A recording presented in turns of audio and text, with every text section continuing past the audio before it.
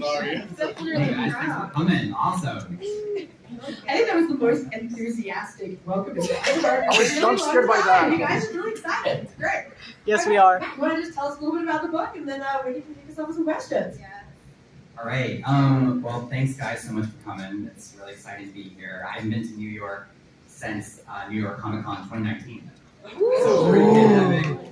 I did not know it was so hot here. It's really not. To be fair, no. That's the thing is, like, I was coming from LA and I was like, see you losers later. I'm going to New York where it's nice and cool and stuff. It's awful. But it's a lovely city.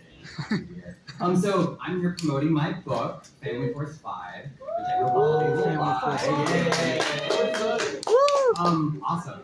Yeah. But basically the book is about a 15-year-old Maisie Strachey who is trying to balance her normal life with also having this legacy of being a kind of multicolored helmet wearing superhero. So it's a little bit of like The Incredibles meets Power Rangers, a lot of action, there's a lot of like heart and emotion. So yeah, that's the book. Yay! Early, one of the perks of being an author. So I have a list of questions for Matt. I have 7 main questions. We are going to chat about them, and then we can segue into some audience Q&A. How does that sound? That's fair, yeah. Here, let me. Thank you. All right, let's just jump right into it. So when I read Family Force 5, I was like, wow, this is like Power Rangers. That's so fun. It's such a loving homage to old Sentai stories like Power Rangers, like Ultraman. But what were some other media inspirations that you and Ainsworth brought to the table for the development of this book, like books, movies, anything?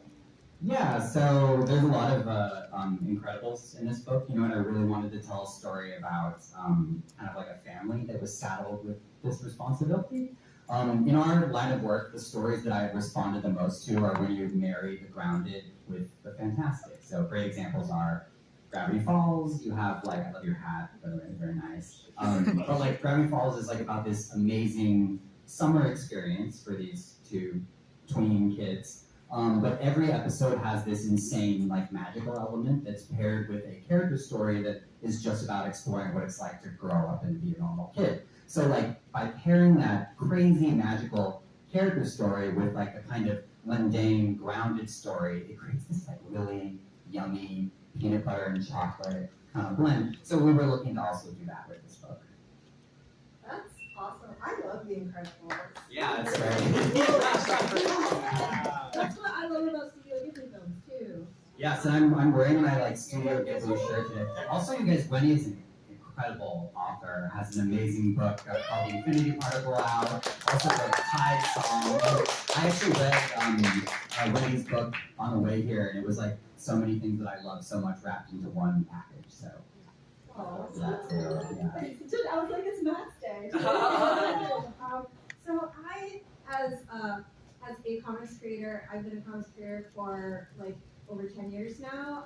My first book, Mooncakes, was a collaborative process where I did all the illustration and my friend Suzanne wrote the script. But we kind of went back and forth on these characters and the development of this world. But what was the collaboration process like with Ainsworth? Like, did you have the seed of the idea? Did he have the seed of the idea? Did you guys kick off with each other, or did you already come to him with a script ready? Yeah, so basically what happened was I came to Skybound, who are great by the way. Skybound, they like do like Walking Dead and Invincible, like they're crazy, awesome publishers, so shout out to them. But basically they reached out to me after seeing Amphibia and were kind of like, oh, we're really looking in playing in that YA space. And I was so desperate after like working at Disney for like 11 plus years of really like leaning like a little older, you know what I mean? Something my editor and I talked a lot about was like Demon Slayer, which is ostensibly for like 12-year-olds, but like there's some like grody stuff in there, you know what I mean? Like it's very gory and the action is so high stakes, like people die, you know what I mean? So we were looking to kind of play in that area with this book. So I pitched like 3 ideas to Skybound. I was like, no, but ooh, I love that Family of Power Rangers thing that you're talking about. And so we kind of took the idea further. There's actually, and this is what's so great about like the book being out, So if in your textbooks you turn to page at the very end, there's like a little bit of like concept art dealing. You can see there's like my original like pitch drawings where it's like very cartoony. This is right here. I'm gonna hold it up for you. So this is like the very first like pitch I did for Skybound, where I was like, what if it's like kind of Incredibles but Power Rangers? And the teen girl, man, does she hate this stuff? You know what I mean? She's just looking for an out. And so that's the reason why, like in the pitch drawing, she's like on the other page, and they're all together striking their poses, but she's kind of like had it. I really was like trying to like, oh, what if you were telling a story from like Violet's point of view and like The Incredibles? Which, by the way, I really hope they like, you know, go there for the third movie. Like it's time. You know what I mean? Yes, Let's it see is that. time. Yeah. Yeah, Violet was always my I favorite. love Violet. I had it like burned into my brain where like the mom was like, well, how about you, Vi? How was your day? And she's like, nothing to report. You know, like, so good. Yeah. Sorry, the collaborative process was, sorry. No, We brought the idea to Ainsworth, who we saw his work online, and like Skybound has kind of like a bank of like art talent that they're always looking at, and actually all companies have this. So like I'm always like, put your art online. Super important because like you don't know who's looking, who's watching. You know what I mean? Not in a creepy way, but in a good way. Like in a way that like, so Ainsworth had some drawings that were like giant robots and like really good scale. And by scale, I mean it's like one character is like on the ground and they're seeing like a giant kaiju or something. So the editor, whose name's Alex, really loved how he was already thinking. So we brought him onto the project. He took that initial sketch I did and he really made the characters blossom. Did character designs. We talked a lot about the outline together, so we had a broad outline for the story, but we hadn't done the script yet. So Ainsworth was really there at the beginning, looking at the story from beginning, middle to end, and sort of like contributing and, you know, giving his 2 cents. I so admire someone who can draw like a mech Yeah, or like a kaiju Yeah, or a vehicle because I can't do any of those Yeah, things. yeah. That's really awesome. I do have an Amphibia question. One, just one. But one of the twins like really looks like Anne to me. Was that an homage? Yeah, so I was kind of craving a little bit of like continuity between the show and like this new book where it's like, you know, oh, Matt's doing this new thing, but like, oh, there's a little piece of something that he's already done before. So we did really try to make one of the characters look like Anne. It's like the little sister who's one of the twins. But her personality is completely different. Here, she's just like a lot more goofy and just kind of fun. But yes, it was the kind of thing. Also, you know, maybe I'm kind of a one-trick pony too, so I'm like coming up with new characters, and then you take a step back, and you're like, oh, it's Anne, you know? If you are a one-trick pony, you know, so is Miyazaki, so is everybody. That's what I'm saying. Yeah, absolutely. That Miyazaki, like, same face, you know? In all of my books, there has to be a beautiful man. Right. Ostensibly with like really long hair, so I Absolutely. completely understand. Let's talk a little bit about craft. What is the first thing you begin with when you have a story idea? Is it an image of a scene? Is it a character? Or is it like a what if question? Or is it something else entirely? I think it's sort of the what if combined with character. So character is sort of like, you guys know the expression like, teach a man to fish, and like, you know, he'll never go hungry.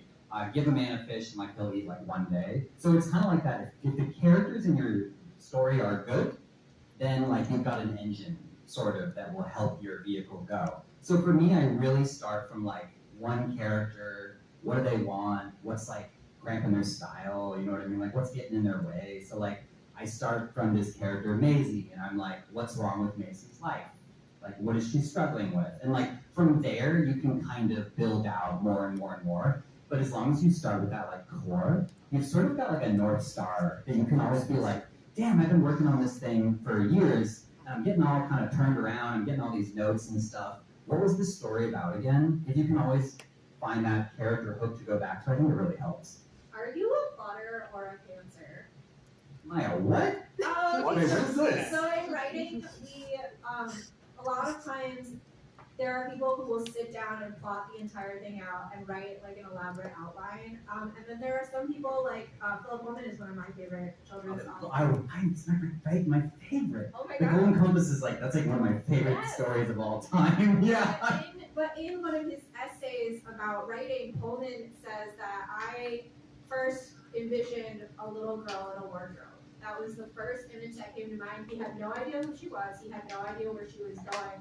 But he just kind of decided to follow her. And soon he said, I knew her name was Lyra, and I knew she had a demon. And I would spend my whole story exploring what that meant. And I was like, that is a really interesting way to start.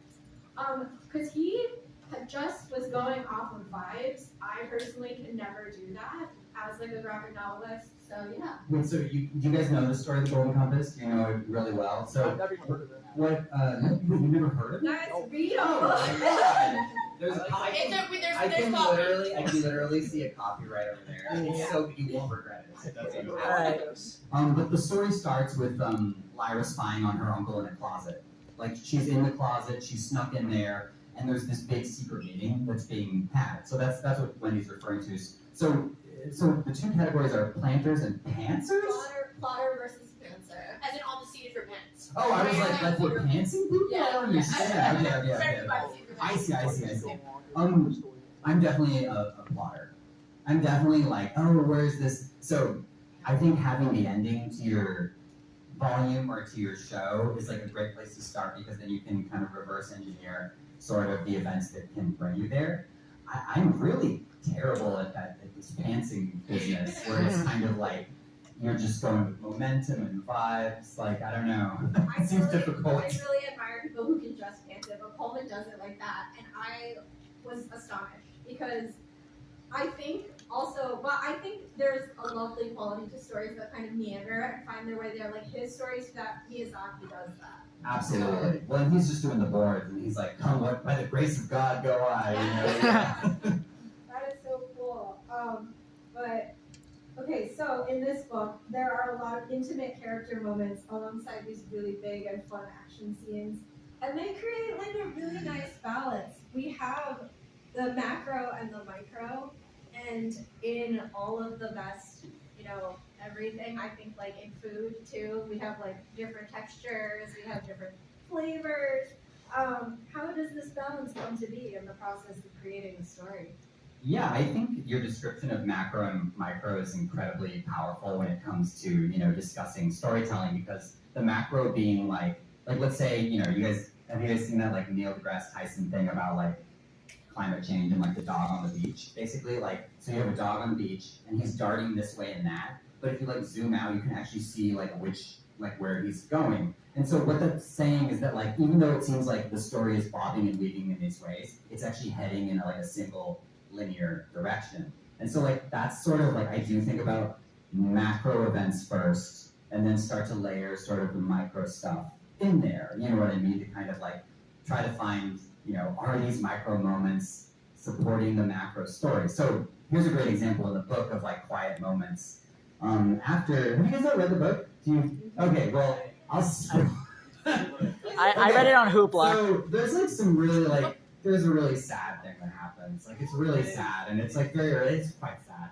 But anyway, we really wanted to make sure there was some space for Maisie to kind of be upset. And like these moments are the best because there's no dialogue. And what's really nice about graphic novels is that we were doing this talk and someone described, how time flows in a graphic novel and why there's a huge advantage there to film, which is that in a graphic novel you can really soak in a moment.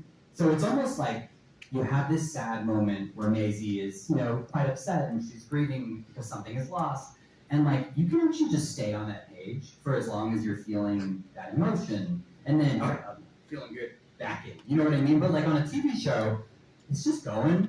So like you may not be, and you guys I'm sure know this too, but like the pace of television and movies has gotten like a lot faster. A lot because of like, we're all so on YouTube and TikTok and Instagram and our rate of kind of processing information has gotten a lot faster. But how many times have you guys been watching a movie and something crazy happens and like they've moved on to the next plot beat and you're like, whoa, like I'm still feeling that huge thing that happened. So I think what's really nice about graphic novels is like you can slow down time yourself. It's cool. That is really interesting. So I have a follow-up question to that. How, when I teach graphic novels to my students, I always tell them to make a timeline. and they break down their story into beats. And we're doing it. We can do it by acts traditionally, like with regular prose writing. Have you guys seen the diagram beginning, rising action, Yes, and I've then seen falling action? Okay, thank God. Agreed. I was going to be really afraid of what they were teaching. But so we can break things down into similar beats in our panels. And I was wondering, Matt, what was your sensibility with these panel layouts? And did you read a lot of comics?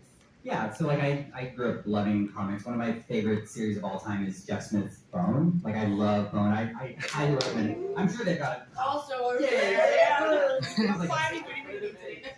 Oh, please check it out. It's like a bookstore staple. Everybody's got this book. It's incredible. But the way that he arranged his panels was really influenced me. But honestly, so in a comic book script, you are writing each panel.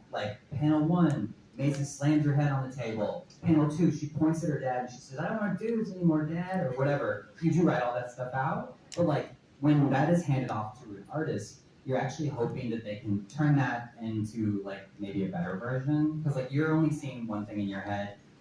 Artists are incredible. They're incredible they'll find the right cadence and pacing for the story. So Ainsworth really took that script. Sometimes he'd see that there was only one panel for an action that he felt like he needed 3. So it was a little bit of trust, Yeah, I was gonna say, did he have a lot of notes to give? Because when I was doing mooncakes, I definitely gave Suzanne some notes, and I was like, we need to break this into 2. We need to do it, I think he just did it. You know what I mean? Well, and then we looked at it. I think me, the editor, and Ainsworth were all pretty simpatico. So we were all reading the material together and looking at how we had this great process where he really submitted his layouts first, very rough. And then even in the rough, Alex could be the visual information it's too fast, or let's open it up. You know what I mean? Oh, that's great. Yeah, I love it when an editor gives good feedback like that.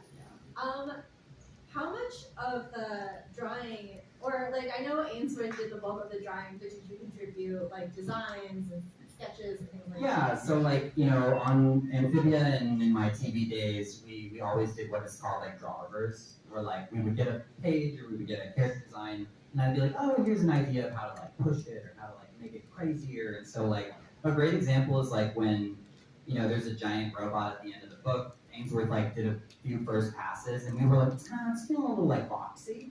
So it's oh, let's really thin the waist out and make him look a little bit more like General Grievous from Star Wars. You know what I mean? So that there was a sort of beast-like quality to it. So that kind of thing was a good discussion, and I would do a lot of drawing for that to support it's easy to say make it cooler. You know what I mean? But it's a lot better, and especially if you're an artist, it's a relief to get some kind of sketch.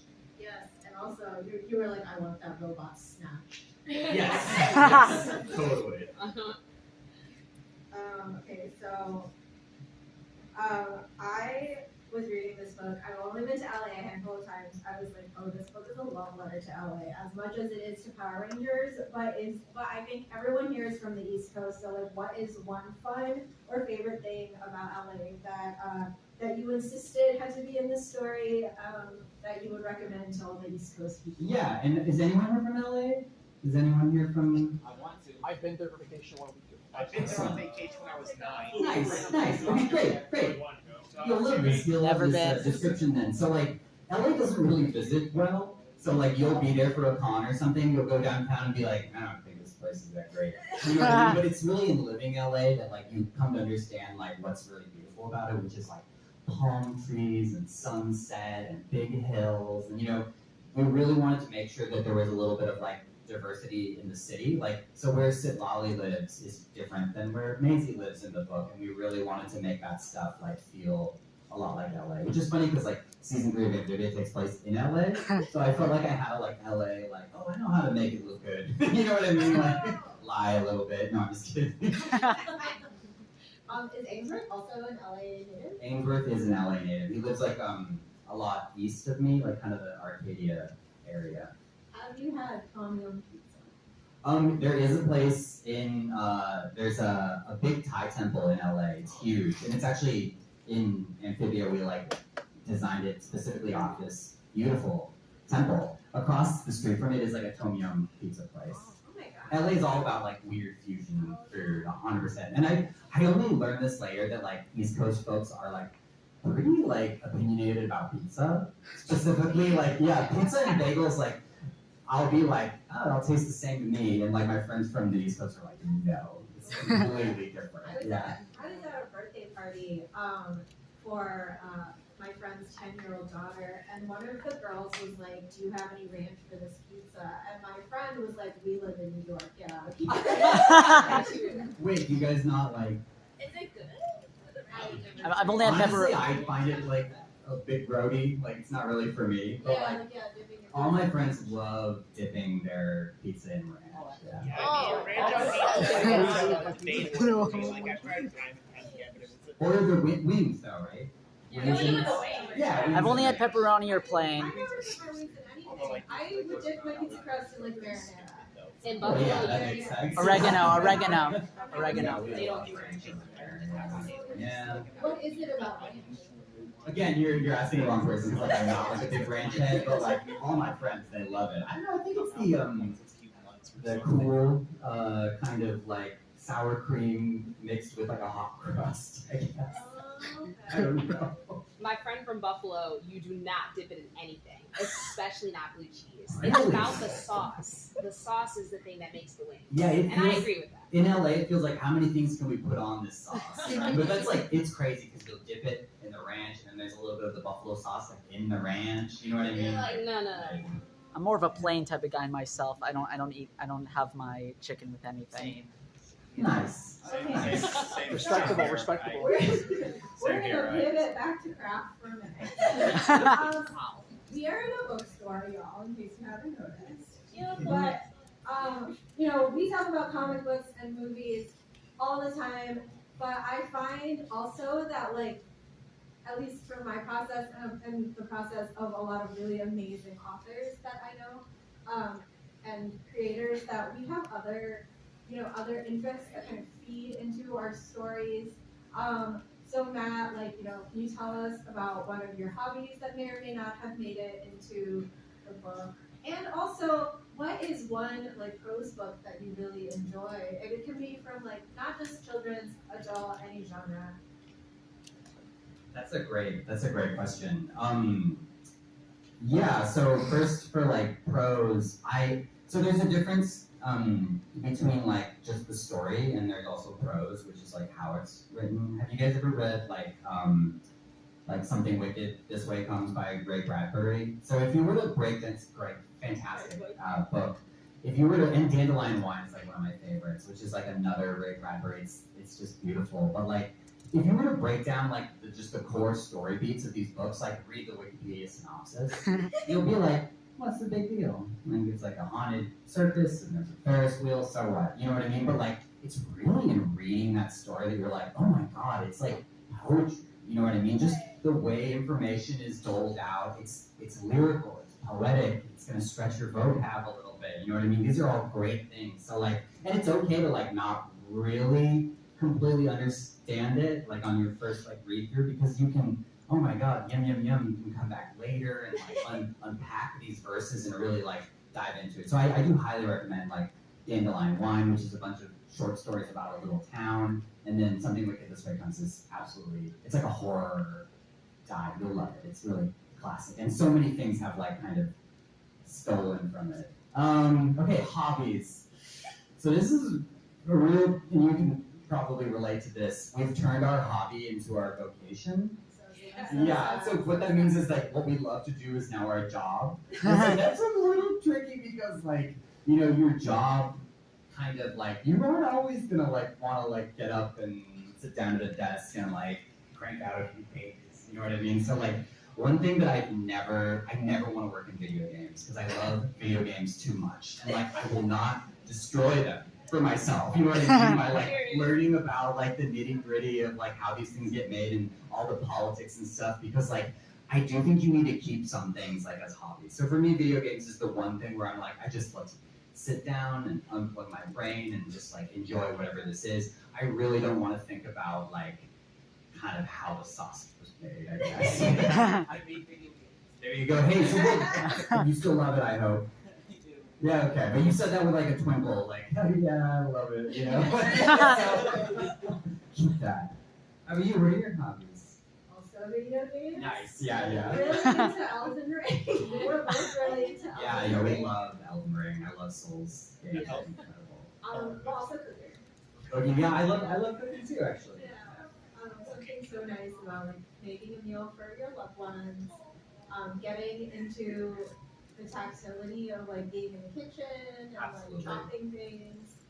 Sharpening a knife is really fun. Matt, what kinds of nonfiction do you like to read or watch that have influenced your work?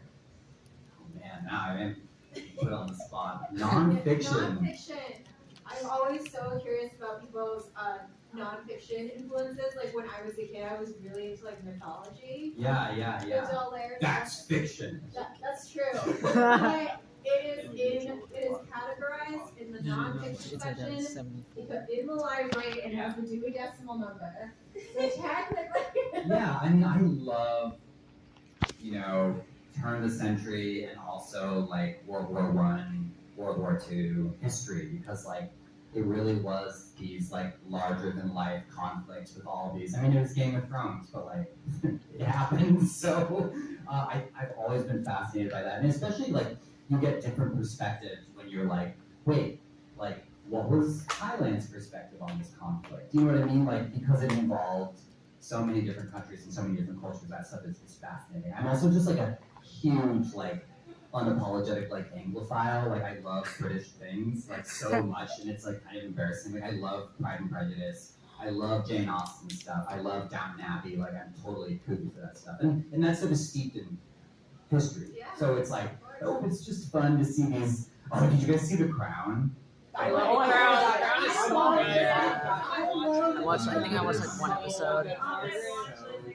And like that's like larger than life. Of course, I'm sure it was all embellished like to heck and back, but like I love that stuff because when famous people show up in it, you're like, it's like the Avengers. You're like, oh my god, you know what I mean? I Like, have to say, as like an Asian woman who grew up in the 90s, my mom was obsessed with Princess Diana. Like all the aunties were obsessed with Princess Diana. So yeah, yep, I love The Crown. I watched The Crown. I had like a Princess Sky like Beanie Baby.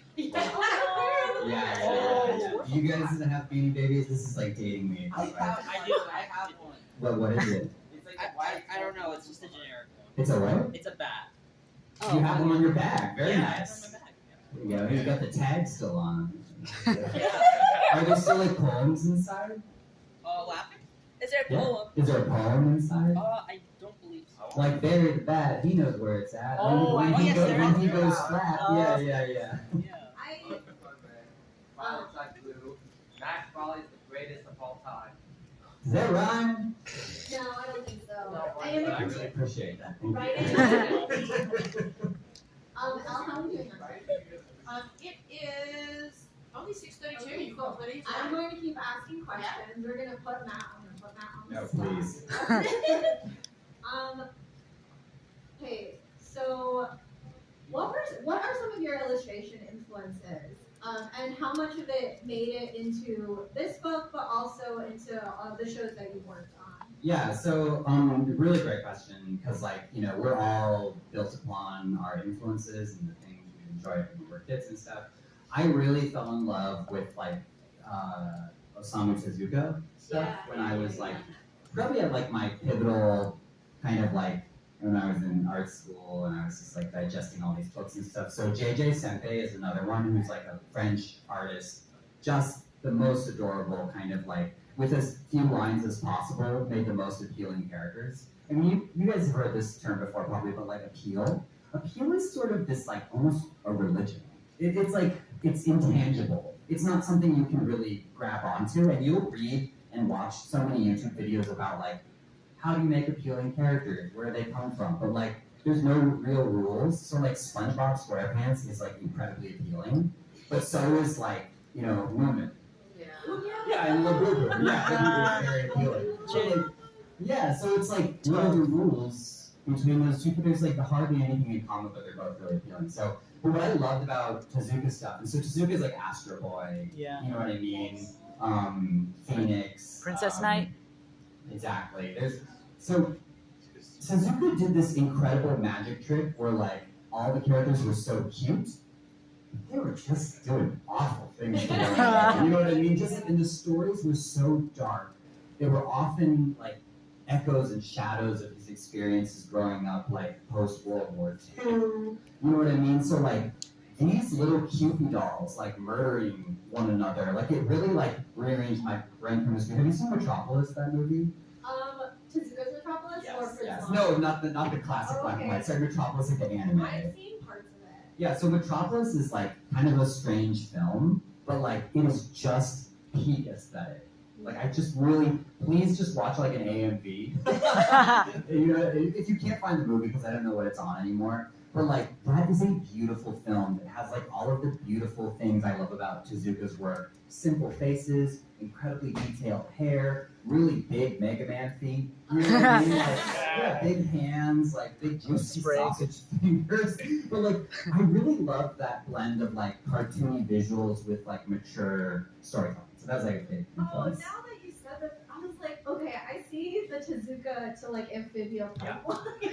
Well, consider this. When we were doing Phantom Force 5, I really was like, I don't want it to look like my own drawings. You know what I mean? I was like, I want it to feel like, well, I wanted this book specifically to really feel like a YA Avatar: The Last Airbender, Demon Slayer, a little more Oh, yeah. manga adjacent.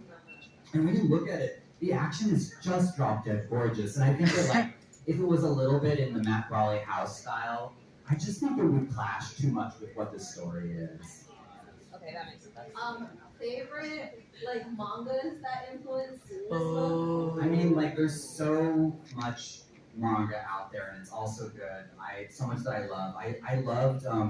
So this is a story about a family that has a lot of like, kind of like complicated emotions. Fruits Basket is like a really big.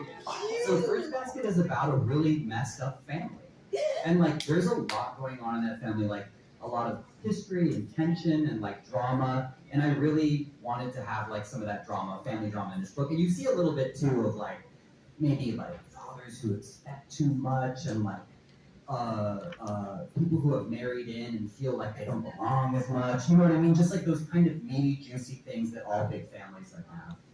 I love that about Family Force 5. I think like those, because like the robot fights are really fun, but I think what makes this book really special is just like the small moments, the micro moments. Yeah, so a great example of that is in the book. After something happens, someone shows up, a cousin shows up to take over the team. And the mom, who by all rights should be the leader of the team, is very gently told, it's not going to be you. And the reason it's not going to be you is because the subtext is it's because you married into this family. You know what I mean? You're one of us, but like, not like one of us. You know what I mean? So like those little bits of texture are something we really wanted to bottle up. And they even say, they pay her lip service, they say something like, you're really good at this, really solid. But we're really gonna have this other guy run. You know what I mean? So, and it's those little moments that I really encourage people to read between the lines, where it's like, hey, have you ever encountered something like this in your family, where it's like, you know, my aunt, I feel like, you know, she's still treated a little bit like a stranger, even though she's like been in our family for like 15 plus years.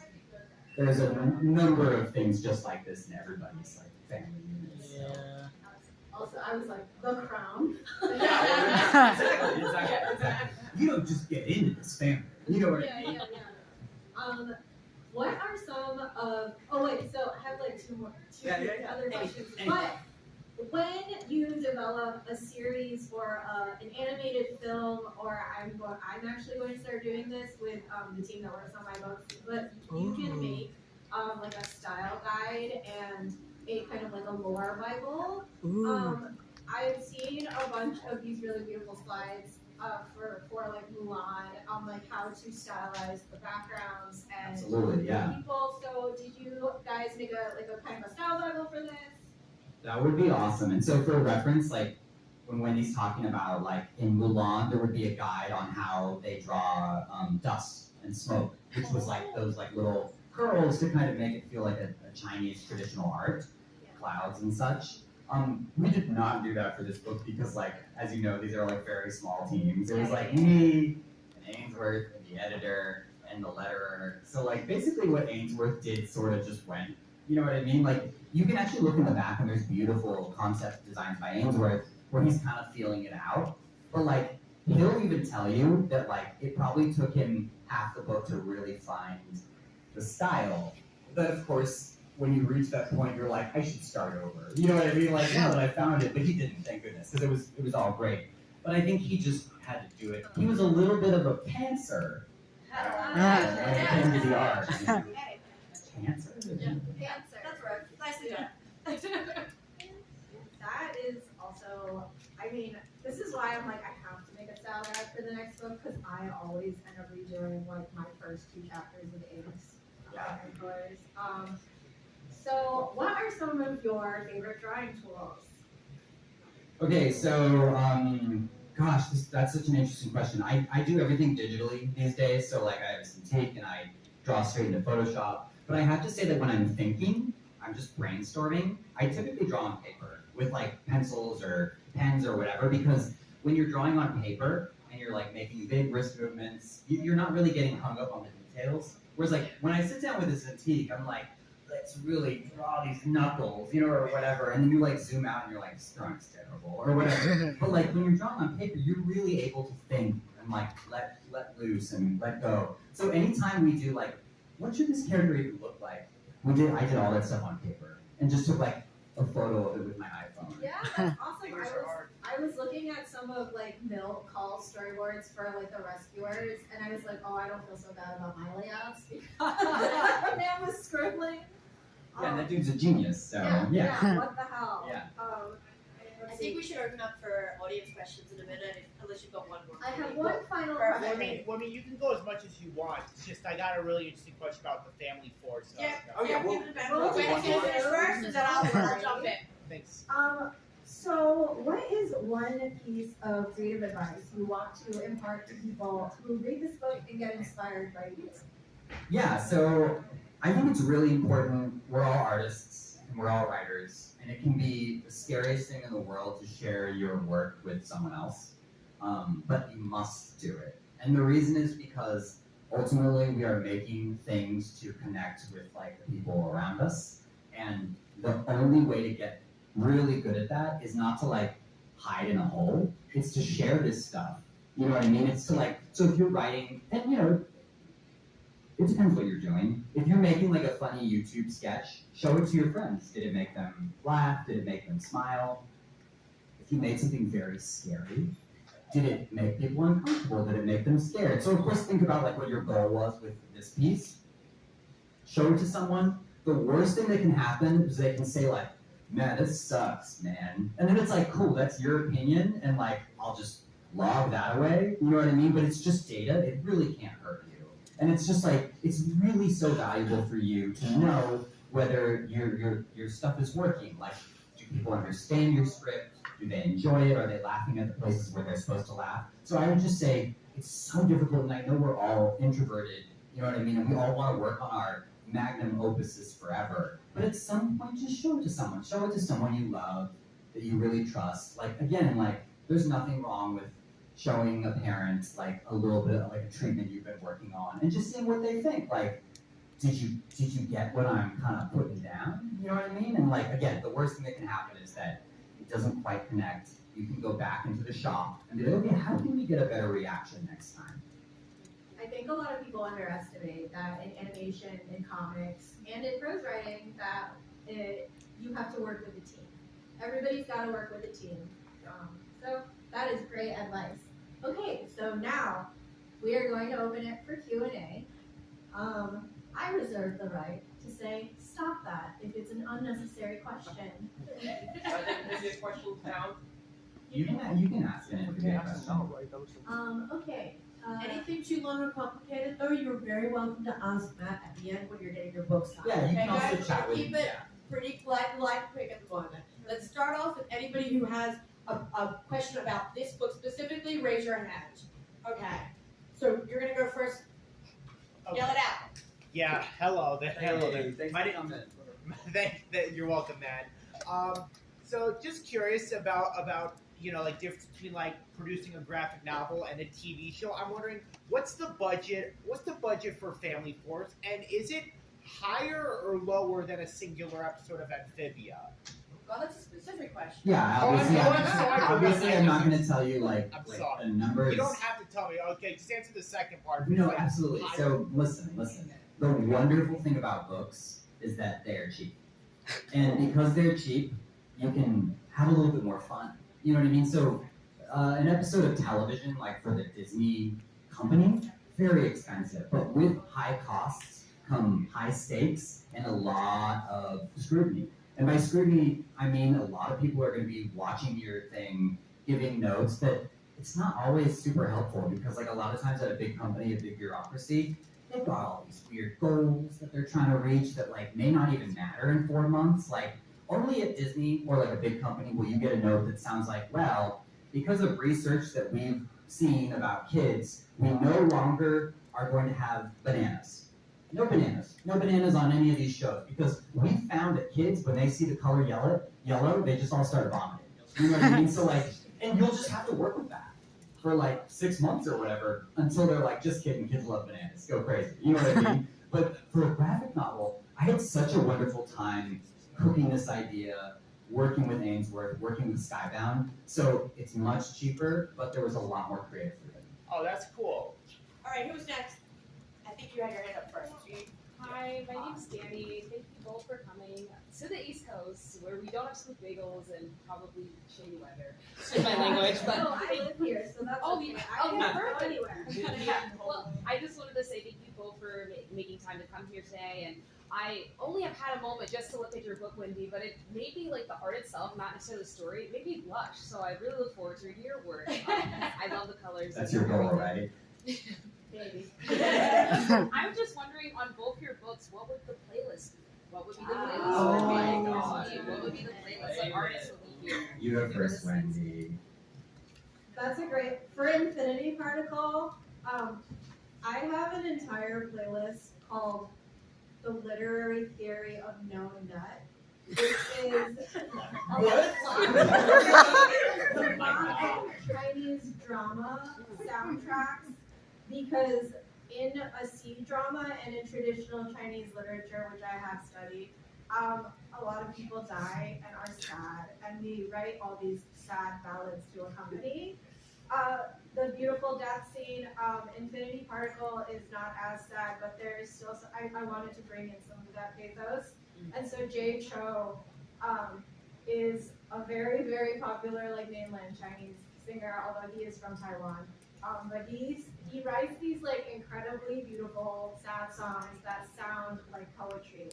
And so I listen to a lot of that while writing Infinity Particle. That's awesome. Oh, wait, and like no, the no. world building too in Infinity Particle, you have such a unique like take on sci-fi, which is like cozy sci-fi, sort of, I would say. It's a sci-fi without big tech. Ah. It's a sci-fi. It's what if Elon Musk died? Yes. Love it. Danny, thank you for coming. I recognize you, of course, and I really appreciate your support. So for me, it was like a lot of like My Chemical Romance. You know, if you, again, spoilers, but like My Chemical Romance is like, you know, my dad told me all these things and I'm trying to like carry on his legacy and like, there's a lot of that in this book. Maisie also is listening to like Evanescence. at the beginning. Oh, yeah. So, like that's like I was like really like, no, I want this thing to be like very like emotional and teen driven and like has all, and like Maisie's design too is like, oh, this is the kind of person that would listen to this kind of music. And like, you know, when you're writing action too, I do this like with my writing and my scripts. I put a lot of like cursing and stuff just to like get me like, and this happens and like total assholes and like whatever. And actually I got in a little bit of trouble at Disney because like we would put that in the scripts too, just to give us a boost, like just to bring the intensity to the scene. And they were like, you gotta stop doing this because like we've got some child actors and they're like reading like profanity, and I was like, I'm so sorry. Didn't mean to do it. Didn't mean to do it. It was just to get us, and I'm so sorry. Yeah, but anyway, yeah, that's the kind of stuff I listened to when we were like writing action scenes. We just wanted it to be metal and cool, you know. Thank you. Hey, I'm Eli. I just like to say I've been a huge fan of your show, even before like it even premiered on Disney Channel. That's so sweet of you. Thank you for trusting me. You haven't even seen it. Vivian and David Terrace's Owl House. Awesome. We both really appreciate it. I have all the stuff, but Is that frisbee? Oh, this is for my sister. My sister wanted me to sign this. Yeah. She hasn't been a fan of your shows as long as I have, so I'm going to do it. She's a fake fan. I get it. Back to my question. So you kind of tackled a little bit with his question. I was wondering, like, because I heard that on Twitter, or I guess X now, that this was supposed to be, you pitched this to Disney like back in Different show. Oh. It was so I pitched kind of a Power Rangers thing to Disney a long time ago, but it wasn't this. It was the spirit of this, perhaps, because I've always really loved this space. But the thing I pitched to Disney, the thing I pitched to Disney, the thing I pitched to Disney didn't have the family component at all. It was a little bit more, honestly, a little bit more straightforward, kind of Ben 10 action-y kind of thing. Okay. But this one is more like, oh, the family, that kind of angst. So would you say like it was a lot more fun making it? Would you want this to ever become like an animated show? Hey, I mean, from your lips to God's ears. If you guys love this book and you love what's in it, and you love like a TV show of it, you just gotta go on social media. You gotta let Skybound know, and like if enough people do, like who can say? It's like this is the company that right now is just having so much success in the animated space with Invincible. You know what I mean? So I know they're looking to do. Yeah. So just gay friends, fight it up. Anything. I really appreciate that. And I can't wait to see a movie with Rebecca. Thank you. I appreciate it. Working hard on that. I feel like this should be a given considering like the kind of things you write and what this book is about. Who are the 5 main characters based on? Like they don't have to be like, it's not like, I'm pretty sure they're not exactly based on real people, but they probably have like components of like people and experiences you've had throughout your life. Yeah, that's a great question. I mean, Maisie really has a lot of me and my friends in her. Like, Maisie's an artist. Because, I did that thinking it would make her more sympathetic. she's just like us. She just... Everybody loves an artist. Sometimes I feel like culture at large, like yeah, you know what I mean? Like, loves franchises but hates artists. Anyway, but I really one of my biggest things getting into Family Force 5 was I was so terrified that like Maisie would come off as like kind of entitled, because it was like, no, I don't want to do it anymore, Dad. You know what I mean? Like, so we worked really hard to like make it sympathetic that like the poor girl just wants to like draw in her sketchbook and go on a date, and, like, yeah, you know what I mean? Like, she's not asking for much, right? She just wants to like, be a kid, yeah. So there's a lot of like me and my friends in Maisie. In Sabi saw the mom, there's a lot of like my own mom. Yeah, figured. Yeah, but like my mom isn't like strapped. You know what I mean? Well, actually, my mom is pretty, like, she's fit as hell. I don't know why I just took that away from her. She's like a crazy swimmer. Like, yeah. She's insanely athletic. She's so short. So I'm like, well, she's not like, but I'm like, no, she's a lot like Have you seen the videos of like those Asian aunties doing calisthenics? No, where they like just like They're so crazy. It's so funny. they're like moving their arm and there's like a shockwave. Basically, or they're doing pull-ups and they're doing like 50 pull-ups. And I'm like, I can't even do that. That's why they live to like 100 too. Oh. You know what I mean? Yeah. Can't kill them. The twins, honestly, shamelessly inspired by like the Thundercats twins. You guys Wait, know really? Thundercats? Yeah, totally. So like the twins are very much like they're like a duo. But like in the book, if you read it, you get to the end, you find that one of like the most important things about them is they're actually quite different. Oh. You know what I mean? Like so like that's important to like, you know, anyway, they seem like they're identical, but they actually have very different strengths. And that's something that I love to explore in future books. And Ken is really like, you know, honestly, Ken is like the father that we all just like desperately wish we had. And I love my father. My father's awesome. This is more just like, this is like, my God, this man's perfect. You know? But they're fighting. You know what I mean? Like when I first read this one, I was like, wow, the parents are hot. That's Ainsworth. Ainsworth, like, if you look at the sketches I did, like, they're very goofy, but Ainsworth is like, let's turn up the thirst on this. Yes. And that comes a lot coming from you, Wendy. I Because know. writing characters are like. Blushing. I always appreciate when, I mean, like, you know, more positive parent representation, but also like more hot parent representation. Yes. Yes. But like, you know, I also in the book, you can see a flashback of when like the mom and the dad meet, and he's like a little nerdier, and she's like cool, you know, like a biker or whatever. But like, I love seeing that like now he's like, whoa, she's like, wow. Anyway, great question. Alright, let's add somebody back there. Back corner. Hi, thank you for coming all this way. We really appreciate it. I hope you've been enjoying these. Yeah, it's a blast. This is such a beautiful city. My Except for me. question was, you know, after working on Amphibia for so long and now doing Family Forest and now working on the animated stuff, how do you have the energy to keep doing all these things? Like, how do you not kind of get burned out jumping from all these projects? Oh, my friend, I am incredibly burned out. This is my hair. So, you know, it's really, you should always follow the things that excite you. And I think if you're following things that excite you, and this business is so tough, and like, you know, you're gonna face a lot of rejection, I think it's just about like, you know, kind of going with the flow, following the things you love, and especially like working with people that you have a really good chemistry with is really important. Like, if there's someone who is just like giving you the worst vibes and they're bringing you down all the time, I'm always like, maybe you should commit to like. Did you just die? Hey, yeah. So I think surrounding yourself with people who like bring you energy too is really important. Don't surround yourself with people who are like, quite frankly, like negging you and like making you feel small, and like you really should find those people who are like bringing out your best work. One more question. I think you put your hand up first, and then we're gonna get to the signing part. Perfect. Alright. And then anybody who has another question can ask while you're getting Yeah, Hi. Wendy, this is mostly from us, but Wendy, you are also open to the answer. So,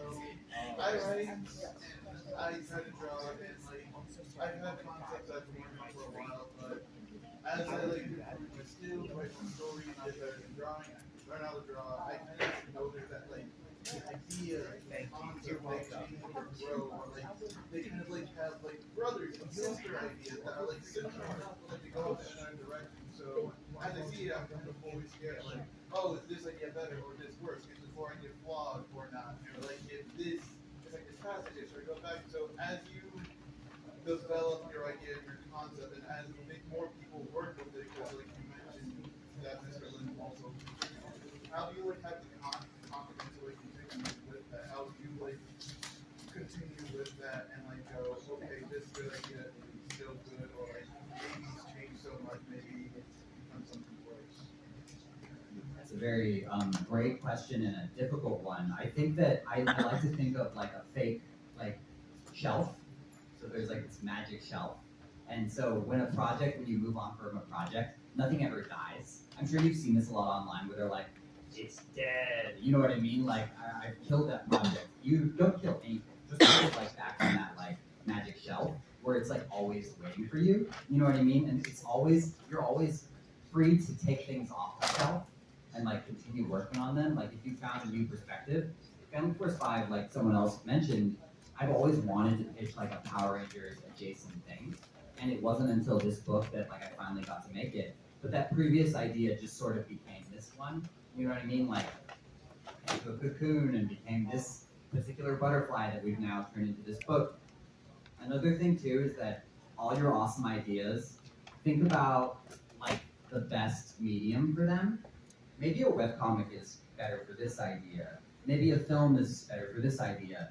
Is this idea maybe better for a short film? Do you know what I mean? Like maybe it's such a cool idea, but I'm having trouble stretching it out to 90 minutes. So that might help you as well sort of figure out how best to categorize all of these ideas. Because I can tell you have like a lot of excitement, right, for these ideas that you're working on. And like you want to like find them the best homes and do right by them.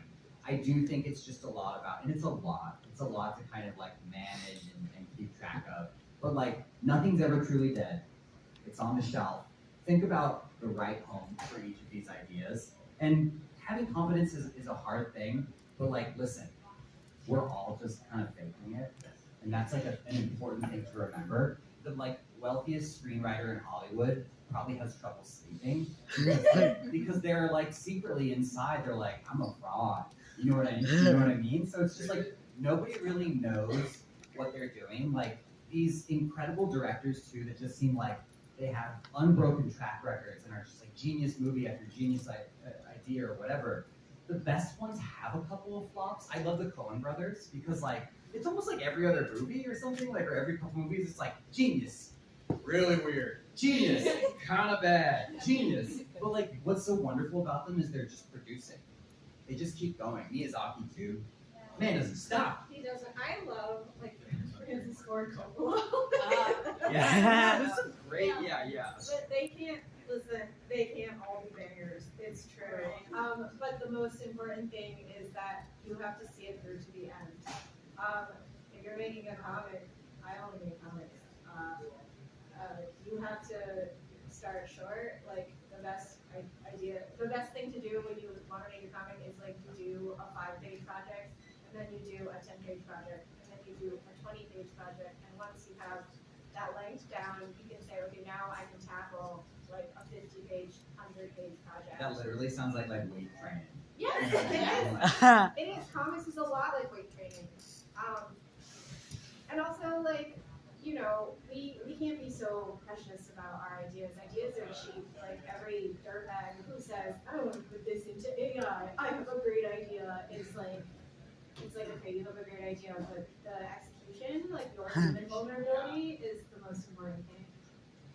Okay. Good luck, friend. Yeah, You that's can it. do it. Thank you so much to Matt.